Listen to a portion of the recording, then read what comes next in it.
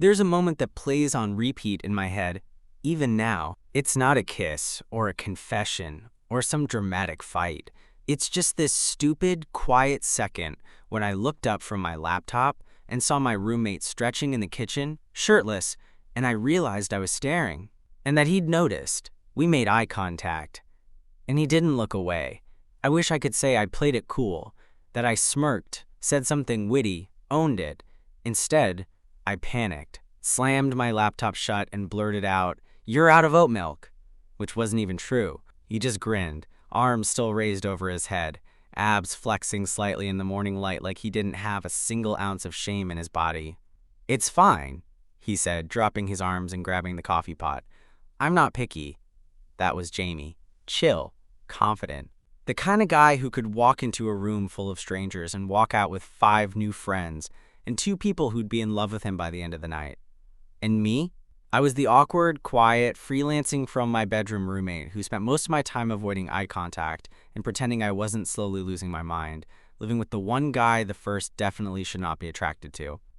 When we first moved in together, it was purely out of necessity. Rent was brutal, and I'd just gotten laid off. Jamie needed someone to split the lease with, and I needed a place that didn't smell like mildew. We weren't close before. Acquaintances through mutuals. A few parties, a few "hey, you look familiars." I'd always thought he was cute. Obviously, but not in a real, I could actually end up living with this guy kind of way. Now, 6 months in, it was getting harder to pretend I didn't notice the way he walked around shirtless in the mornings, or the way his laugh made my stomach flip, or the fact that every time he touched my shoulder in passing, I felt like I was short-circuiting. Which brings me back to that moment in the kitchen. He caught me looking, and he didn't seem to care. Later that night, we were both on the couch, me pretending to watch some random Netflix series, him half asleep with a bowl of popcorn balanced on his stomach. I hadn't said more than 3 words since that oat milk comment. "You good?" he asked, voice low, eyes still on the screen. "Yeah," I said too fast. He turned his head toward me, that lazy half-smile tugging at his mouth. "You've been weird today." "I'm always weird." "True," he said, grinning.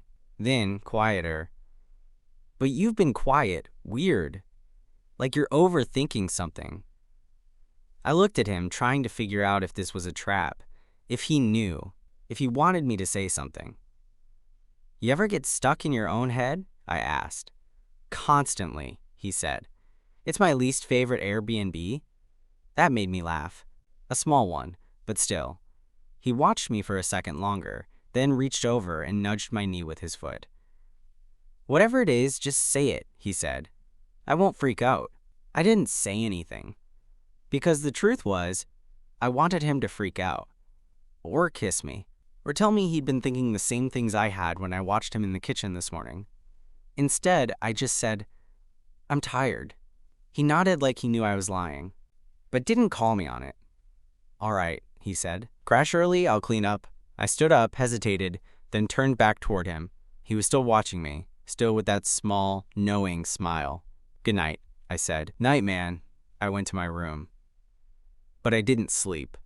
I just lay there in the dark, hearing him laugh at something on the TV, wondering if tomorrow morning I'd look up again and catch him stretching, and wondering if he'd catch me staring again, and what would happen if this time I didn't look away. The next morning, I woke up groggy and tangled in sheets, the kind of sleep that feels like it was barely deep enough to matter. My alarm had gone off twice before I actually got up. I shuffled into the kitchen in my hoodie and sweatpants, yawning so hard my jaw cracked.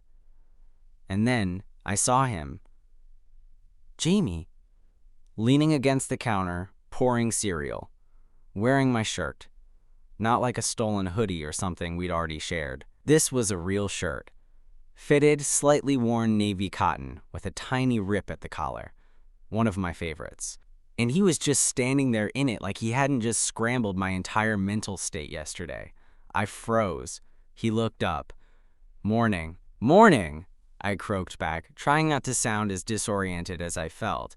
He gestured to the shirt. "Hope it's cool. I spilled something on mine." "Yours was clean and hanging in the laundry. You good with it?" I blinked. "Yeah, sure. "It's fine." It was not fine, because he looked way too good in it, like better than I did.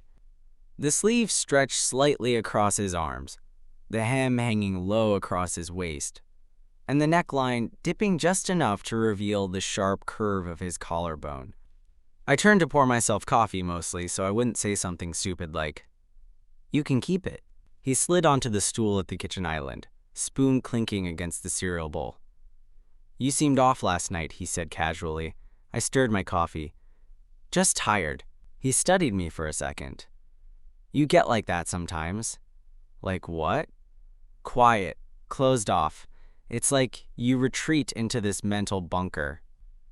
I glanced over, surprised by how accurate that was. "Maybe," I said, sipping. He nodded like he understood. "You don't have to, bunker down. Not with me." My hand tightened slightly around the mug. I wasn't sure what to do with that. It wasn't flirtation. Not exactly. But it was something. "Thanks," I said finally. He just nodded again and went back to his cereal. Later that afternoon, he was still wearing the shirt. I was in my room working on a project, freelance client, social media graphics for a new app launch. I was deep into a Photoshop layer mess when he knocked lightly on my door and poked his head in. "Hey," he said, "want to take a break and grab coffee?" I hesitated. Because coffee meant being in public, which meant not accidentally staring at his chest through my own shirt. But I nodded anyway. At the coffee shop, we sat at the back, him with his usual black cold brew, me with something sweet and overcomplicated. We talked about dumb stuff. Clients. Rent. The guy on the second floor who always leaves his laundry in the washer too long. It was easy. Until it wasn't. Until he leaned back and said, "Can I ask you something?" I looked up from my cup. "Sure. Have you ever liked someone you probably shouldn't?" I froze. My heart stuttered. He wasn't looking at me, just staring into his drink, voice casual, but I could feel the tension under it, the weight of that question. "I think everyone has," I said carefully. He nodded slowly. "Yeah. Same." I didn't ask who. I didn't have to, but I also didn't want to assume anything. "Does this person know?" I asked. He looked at me then, for the first time in a way that felt pointed. I think they might. The rest of the coffee tasted different after that. We walked back in silence, the kind that buzzes under your skin with all the things you don't know how to say.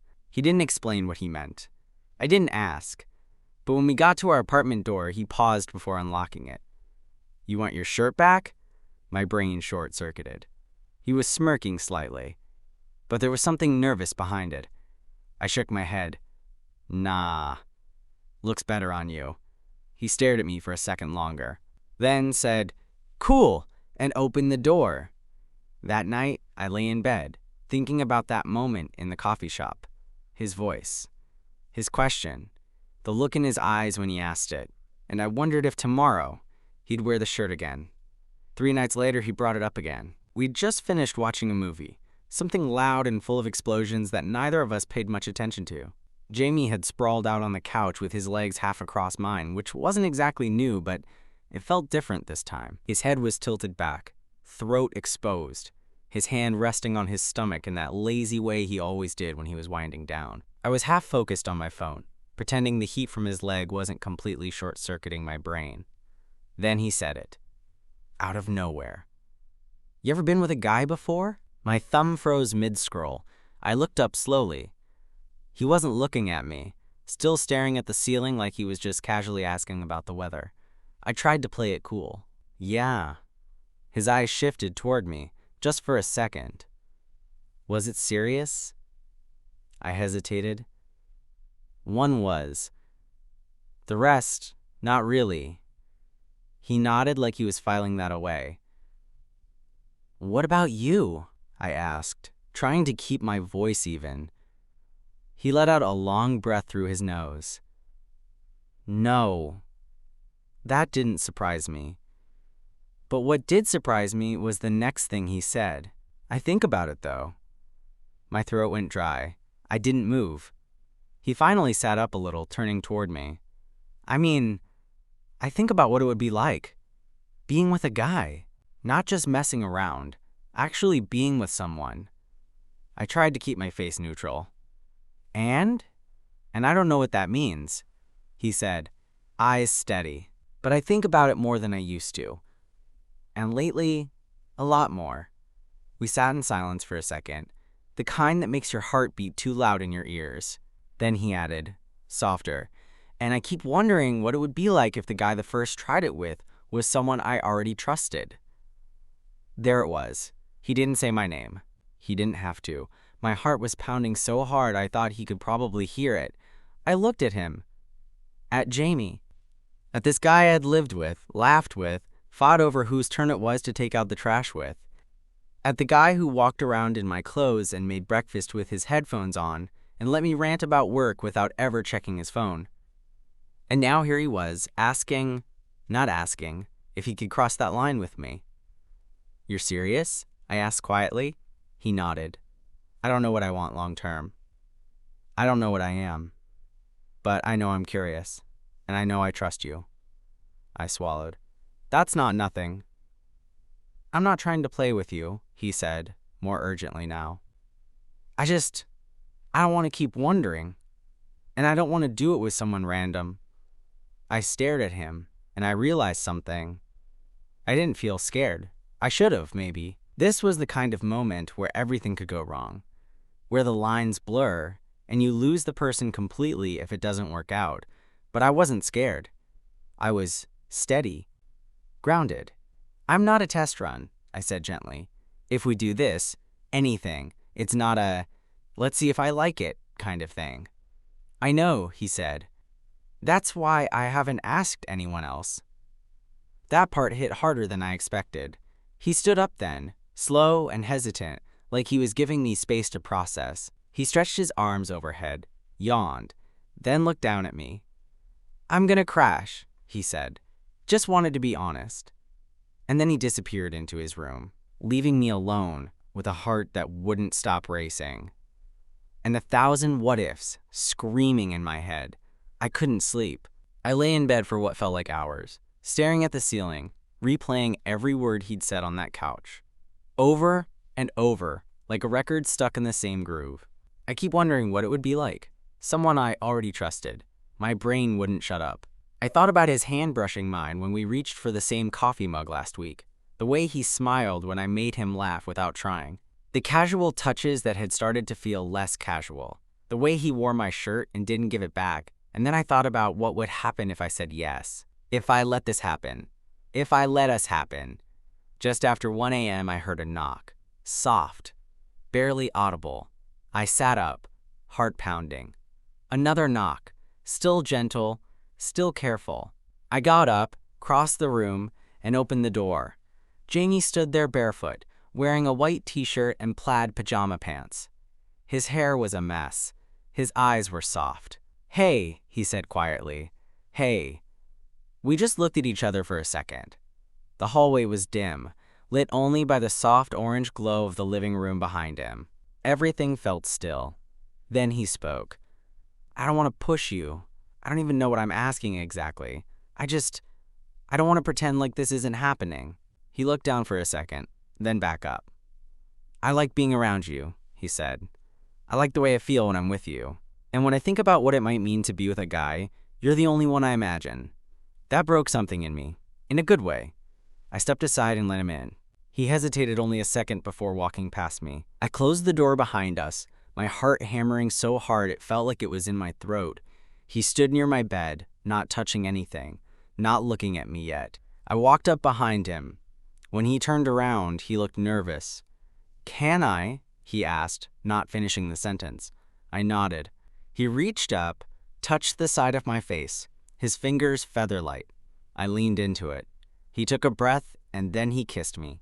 It wasn't perfect. His lips were hesitant, his body tense. But it was real, soft, slow, testing the waters but not retreating. I kissed him back, just as slow, letting it build, letting him feel it was okay. And when I pulled back, his eyes were closed, breath uneven. "That okay?" I whispered. He nodded. Yeah. We didn't go further than that. We lay in my bed, fully clothed, side by side, his head on my shoulder and one hand resting on my chest. His fingers tapped a gentle, nervous rhythm over my shirt. I held him, just held him. He whispered, "I don't know what I'm doing." "You don't have to," I said. "You're here. That's enough." And it was. For tonight, it was. He fell asleep like that, pressed against me, breathing warm into my neck. And I stayed awake a while longer, not because I was anxious, but because I didn't want to miss a single second of it. It started to become a pattern, not a loud, dramatic shift, nothing rushed. But slowly, quietly, Jamie stopped knocking. Some nights, he'd come into my room without saying a word. He'd climb into bed next to me, curl into my side, and fall asleep like we'd been doing this for years. Other nights, we'd stay up talking, his voice low, soft, sometimes uncertain. He started asking questions, what it had been like with guys before, when I'd known. If I'd ever been afraid to tell people. "I'm scared," he admitted once, "not of being gay or bi or whatever, just of not knowing how to be with someone like this. Of screwing it up." "You won't," I told him. "Not with me." But we didn't talk about what we were. There were no labels, no DTR talks, no boyfriend words floating between us. And yet, it felt real. Solid. Until the moment that forced us to say it out loud. It was a Saturday afternoon. We'd gone out to grab lunch, a little sandwich shop near the park that Jamie liked. It was packed. Kids running around, couples sitting on benches, people everywhere. We sat at one of the outdoor tables, eating in the sun, making dumb jokes about the pigeons that kept circling us. Then, mid-conversation, he reached across the table, casually, like it meant nothing, and laced his fingers through mine. I froze, not because I didn't want it, but because I never thought he'd do it. Not out in public. Not where someone might see. But he did it anyway. And he didn't pull away. He just kept talking, thumb brushing slowly against my hand as if we'd always done this. I looked at him. Really looked. And there was no fear in his eyes. Just something quieter. Certain. When I didn't say anything, he finally asked, "Is this okay?" I nodded, my voice caught in my throat. "Yeah, it's okay." That small act, his fingers in mine in broad daylight, did something to me. It cracked something open, a pressure I hadn't realized I'd been holding. Because it wasn't just about touch, it was about being seen. He wasn't hiding anymore. Later, when we were walking back to the apartment, he didn't let go. Not even when we passed a group of guys on skateboards. Not when we crossed the street. Not when someone glanced our way. And when we got home, he didn't say anything about it. He just flopped onto the couch, feet kicked up, arm resting across the back like he belonged there, like we belonged. And when I sat down next to him, he leaned into me. Casual. Easy. "I think I like this," he said, not looking at me. "Like what?" "This thing, you, us." I turned to him. Yeah. I didn't need to hear anything else, because for the first time in weeks, maybe longer, I wasn't wondering anymore. I knew. A week after that walk in the park, Jamie kissed me in the kitchen. It was late, past midnight. We'd both been working on our own stuff, headphones in, lost in the kind of quiet that fills up a shared space without needing to be explained. I was washing a plate. He came up behind me, slid his arms around my waist, and rested his chin on my shoulder. "You smell like soap," he mumbled. "You smell like popcorn and regret." He laughed softly into my neck. Then he turned me around and kissed me. It wasn't our first kiss. We'd had a few tentative, exploratory, soft, but this one felt different. This one lingered. His hands were on my hips, pulling me closer, mine tangled in his shirt. His lips moved with more certainty, less hesitation, and when we broke apart, he didn't say anything. He just looked at me like I was something worth studying. And then he kissed me again. Harder this time. Something clicked after that. We didn't talk about it. Didn't plan anything. But that night, we didn't sleep in separate rooms. We didn't even make it to the bed right away. It wasn't wild or rushed. It wasn't clumsy or messy. It was slow, thoughtful. Every move felt like a question. Is this okay? Every response was a quiet yes. We undressed each other piece by piece. No pressure, no demands. Just exploration. Just touch. Just that quiet pull that had been building for weeks, finally given permission to become something real. When we finally lay down, skin against skin, he stared at me for a long time. "You're shaking," he said, voice barely a whisper. "I'm not scared," I replied. "Me neither." He kissed me again, softer this time. And when it was over, when we were wrapped up in blankets, limbs tangled, his head on my chest, I couldn't stop the thought that kept circling in my mind. This is real. Not an experiment, not a phase, not a question mark. Real. And when I looked down, Jamie was already watching me. "What?" I asked. He shrugged. "Nothing. Just, you look happy." "I am," I said. He smiled against my skin. "Good." We didn't need anything else that night. No more words, just each other. We didn't talk about what happened the next day. Not right away. Not because it was awkward. Just the opposite. It was peaceful. He made coffee while I sat at the kitchen table in his hoodie. He didn't say anything about the night before, and I didn't need him to. There was a quiet understanding between us, something unspoken but whole, like the question had finally been answered, and the answer was yes. A couple days later, it slipped out. We were at a friend's party, something casual, a mix of his people and mine, with drinks in red cups and music loud enough to make conversation a little challenging. We hadn't planned to make any sort of announcement. We weren't trying to be dramatic. But someone asked Jamie, "Hey, you still living with that guy? What's his name?" Jamie smiled, glanced across the room at me, then turned back and said, "Yeah, my boyfriend." He said it like it wasn't a big deal, like it was already obvious. But to me, it felt like everything. I caught his eye from across the room, eyebrows raised. He just smirked at me over the rim of his drink, like, "What?" Later, when we were walking home, both of us a little buzzed, hands brushing occasionally, but not quite held, he looked over at me and said, "Too soon?" I shook my head. "No. Just surprised you said it out loud." "Me too," he admitted, "but it felt right." "It did," I said, and I meant it. After that, things didn't get perfect. That's not how this works. There were still questions, doubts, quiet moments when he'd look at me and ask, "Are you sure this makes sense?" And I'd nod, every single time. Sometimes he'd get quiet when people looked at us too long, or if someone said something that wasn't exactly friendly. But he never pulled away. He always stayed close. He always chose me.